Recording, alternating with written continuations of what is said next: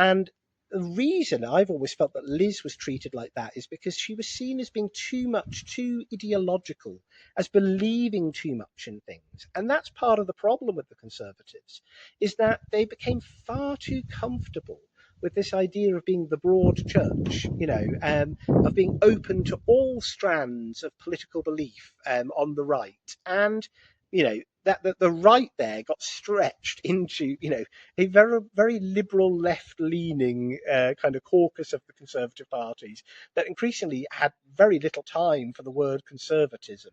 Um, you know, so you had this dynamic whereby ideology increasingly became a dirty word, and Thatcherism became a dirty word, and it was all about being the broad church. Now, the problem with being the broad church and the Conservatives is you can be a broad church, sure, but if you've got no unifying belief, you're in trouble over time. People stop believing in you. People don't recognise what your brand stands for.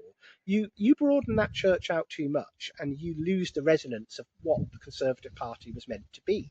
And that's what happened. And you kind of ended up with a position whereby, heretics weren't just in the pews with the congregation. They were up delivering the sermons by the end of those 14 years in the Conservative Party. You had a lot of people who really would have been much better off being in the Liberal Democrats, sitting around the cabinet table.